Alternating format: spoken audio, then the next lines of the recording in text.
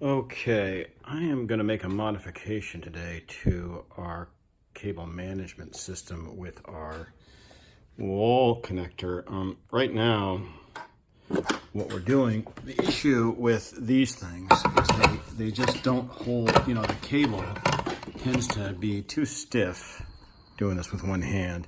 And we've been using these little things to hold it in place, but it's just not a very clean application. So what I'm doing is I'm going to use something that's somewhat of like a broomstick holder, but a fairly narrow one. And unfortunately, all of this was in the way. And so I've made this aluminum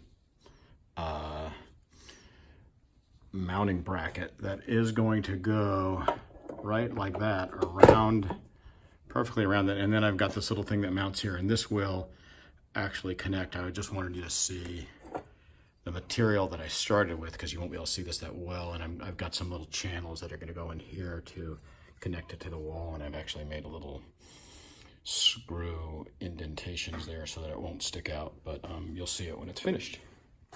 So there it is. This is actually, I just on eBay bought 8-inch pieces of aluminum, a block of 6 for about 30 bucks. And because I've got 2 of these to do, I've made 2 identical units like this, although the other one doesn't really need to go around any conduit. Now for anybody who might have been curious, this is the mounting system I'm using. I've got these little channels, and it mounts on kind of like this onto the end.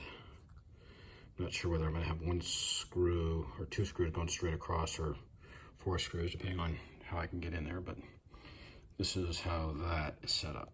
It's mounted in place, very secure. Now I'll put the other little device on. So this is the item that I am using to attach the cable in and out. It's basically a small hook grip. I got it at Home Depot. And we'll throw that around here. And here is one that's installed. So the idea is that you take it out like that, and try to do this for videotaping, and you put it in like that, and it will stay in place. And don't have to worry about it falling. Pretty great setup. The only tough part is getting this sucker out like 8 inches from the wall using this aluminum, and I'll show you kind of, here's one that's on the other side that's in process.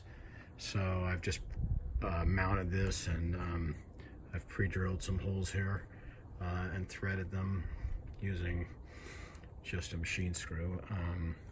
Now I'm going to attach this one. Okay, now this is installed on this side. This one was a lot easier because I only had to deal with a single conduit, and I was able to more or less put it somewhat in the center and a little bit lower. I didn't have to deal with having the sub panel right below it, so pretty easily done, relatively speaking. So it just comes out like that. Try to want to do that when you're done. I'll leave it in that position, and then going back, just, well, I'm trying to keep it on target. Going back, just put it in, and kaboom, it just snaps right in. So there you go. And I think that's a little better setup. I don't know why they made this thing in a way that it doesn't really hold on to it.